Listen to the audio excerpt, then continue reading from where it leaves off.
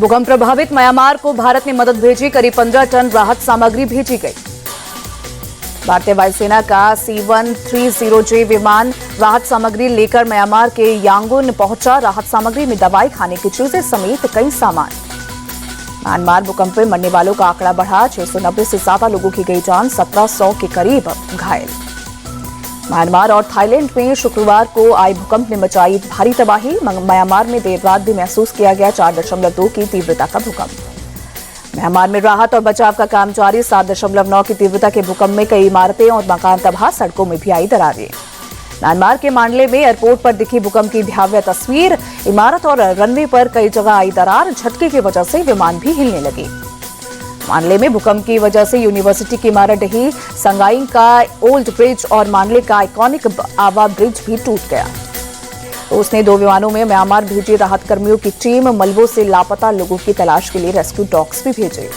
Thailand में भी दिखा भूकंप का कहर। राजधानी बैंकॉक में अंडर कंस्ट्रक्शन 30 मंजिला इमारत रही, कई मजदूर मलबे में फंसे। बैंकॉक प्रशासन ने अब तक 10 लोगों की मौत की पुष्टि की, 100 से ज्यादा लोग जख्मी। बैंकॉक की एक हाई राइज बिल्डिंग में दिखा डराने वाला मंजर। इमारत के टॉप फ्लोर में बने स्विमिंग पूल से पानी नीचे गिरने लगा। बैंकॉक में भूकंप के दौरान एलिवेटेड रैपिड ट्रांजिट सिस्टम और सबवे को बंद किया गया। मेट्रो ट्रेन हिचकोले खाती नजर आई। ग्रेटर बैंकॉक में एक अंडर कंस्ट्रक्शन बिल्डिंग के ऊपर लगी क्रेन भूकंप में नीचे गिरी, हर तरफ मची अफरा तफरी। बैंकॉक में इंडियन एम्बेसी ने वहां रहने वाले भारतीयों के लिए इमरजेंसी नंबर जारी किया। विदेश मंत्रालय भी थाईलैंड सरकार के संपर्क में। अफगानिस्तान में आज सुबह भूकंप के झटके महसूस किए गए। रिक्टर स्केल पर 4.7 तीव्रता मापी गई। कठुआ में आतंकियों के खिलाफ सुरक्षा बलों का ऑपरेशन जारी। 2 आतंकी ढेर, भारी मात्रा में हथियार बरामद किए। नेपाल में राजशाही और हिंदू राष्ट्र की बहाली के लिए प्रदर्शन तेज। काठमांडू में पुलिस के साथ संघर्ष में 2 लोगों की मौत, 30 से ज्यादा लोग हुए घायल।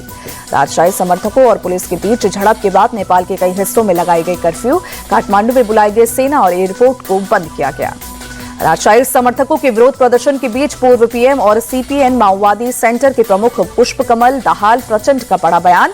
कहा, नेपालियों के उदारवादी दृष्टिकोण को कमजोरी न समझे राजतंत्रवादी। राजशाही समर्थकों ने शुक्रवार को काठमांडू में जमकर किया हंगामा। पुलिस पर किया पथराव और एक इमारत में लगाई आग। प्रदर्शनकारियों पर काबू पाने के लिए पुलिस ने पहले किया लाठीचार्ज। भीड़ के बेकाबू होने पर की फायरिंग। पथराव में 10 से ज्यादा पुलिस वाले हुए घायल। केंद्रीय कर्मचारियों के महंगाई भत्ते में 2% की बढ़ोतरी। 1 करोड़ से ज्यादा सेंट्रल कर्मचारी और पेंशन भोगियों को फायदा। इसी साल जनवरी से लागू होगा। 23,000 करोड़ की इलेक्ट्रॉनिक PLI स्कीम को मंजूरी। केंद्रीय मंत्री अश्विनी वैष्णव ने दी जानकारी। मोदी सरकार का बिहार को तोहफा। कोसी से जुड़ेगी मीठी नदी, परियोजना को दी मंजूरी। भारत सरकार ने 2 लाख करोड़ रुपए से ज्यादा की डिफेंस डील को मंजूरी दी। HAL से 156 LCH प्रचंड हेलीकॉप्टर खरीदे जाएंगे। केंद्रीय कृषि मंत्री शिवराज सिंह चौहान बोले, मोदी सरकार किसान हितैषी, उनकी आय बढ़ाने में जुटी है सरकार। आंध्र प्रदेश के सीएम चंद्रबाबू नायडू ने वक्फ संशोधन बिल पर मोदी सरकार को दिया झटका। कहा, वो मुसलमानों के साथ खड़े हैं। सीएम चंद्रबाबू नायडू ने मुसलमानों को दिया भरोसा। टीडीपी सरकार ने हमेशा वक्फ की संपत्ति की रक्षा की है और आगे भी करती रहेगी। हैदराबाद में AIMIM चीफ असदुद्दीन ओवैसी ने किया केंद्र सरकार पर हमला। कहा, वक्फ संशोधन बिल की आड़ में मोदी सरकार हमारे सीने और मस्जिदों पर गोली चला रही है। ओवैसी ने कहा, न हिंदुओं से मुसलमान को खतरा है और न ही मुसलमानों से हिंदुओं को खतरा है। सभी को RSS और मोदी से खतरा है। जेडीयू ने बिहार के मुसलमानों को दिया भरोसा। वक्फ बिल से डरने की जरूरत नहीं। पार्टी ने JPC में अपने सुझाव रखे हैं। वाराणसी नगर निगम का नवरात्र के ठीक पहले बड़ा फैसला। नवरात्र के दौरान बंद रहेंगी मीट की दुकानें। नगर निगम कार्यकारिणी की बैठक में लिया गया फैसला। कड़ाई से पालन करने को लेकर आदेश जारी। कॉमेडियन कुणाल कामरा को मद्रास हाईकोर्ट से 7 अप्रैल तक मिली अंतरिम राहत। मुंबई आकर औपचारिक तौर पर अदालत से लेनी होगी जमानत।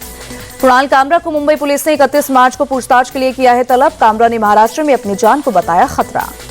प्रतापगढ़ में दलित युवती की मौत के मामले में केस दर्ज। पुलिस ने 6 लोगों के खिलाफ गैंगरेप के बाद सामूहिक हत्या का मामला दर्ज किया। गुरुग्राम के बसाई चौक पर झुग्गियों में लगी आग। कई झुग्गियां बुरी तरह से जलकर खाक, हुआ भारी नुकसान। पुणे में एक फैक्ट्री में देर रात लगी भीषण आग। देखते ही देखते पूरी इमारत से उठने लगी आग की ऊंची ऊंची लपटें। पूरी फैक्ट्री हुई खाक। दिल्ली के शादरा में सत्यम एनक्लेव के एक मकान में एक महिला का सड़ा गला शव हुआ बरामद। पुलिस मकान मालिक विवेकानंद मिश्रा को हिरासत में लेकर कर रही है पूछताछ। जयपुर में रन फॉर फिट राजस्थान का आयोजन। सीएम भजनलाल शर्मा ने दिखाई हरी झंडी। मंत्री राज्यवर्धन सिंह राठौर भी रहे मौजूद। दिल्ली के सीएम रेखा गुप्ता ने जगन्नाथ मंदिर के दर्शन किए। मंत्री प्रवेश वर्मा और पूर्व सांसद संबित पात्रा भी रहे मौजूद। जगन्नाथ मंदिर में दर्शन के बाद सीएम रेखा गुप्ता ने कहा, सीएम का पद संभालने के बाद पहली बार भगवान के दर्शन करना सौभाग्यशाली, पूरे देश की प्रगति के लिए प्रार्थना। पुरी पहुंची महाराष्ट्र के मुख्यमंत्री देवेंद्र फडणवीस, जगन्नाथ मंदिर में की पूजा अर्चना।